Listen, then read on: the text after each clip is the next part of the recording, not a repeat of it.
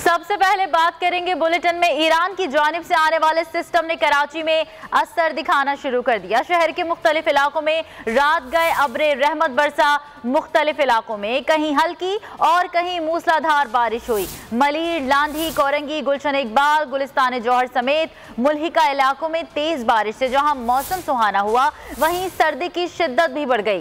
सड़कों पर पानी जमा हो गया। लोगों को सफर करने में शदीद मुश्किलात का सामना करना पड़ा। महकमा मौसमियात ने आज भी बादल बरसने की पेश गोई की है। कराची के मुख्तलिफ इलाकों में वक्फे से बारिश का सिलसिला जारी रहा। बारिश की वजह से शहर की कई सड़कों में पानी जमा हो गया। शदीद ठंड और बारिश की वजह से मुसाफिरों को सफर करने में शदीद मुश्किलात का सामना करना पड़ा। शहर में सबसे ज्यादा बारिश सुरजानी में 19.2 मिलीमीटर, जबकि कम से कम बारिश ओल्ड एयरपोर्ट रोड पर 0.2 मिलीमीटर रिकॉर्ड की गई। मौसम का हाल बताने वालों ने आइंदा 24 घंटे के दौरान शहर में हल्की बारिश की पेशगोई कर दी। सब्सक्राइब करें और बेल दबाएं ताकि कोई खबर रह न जाए।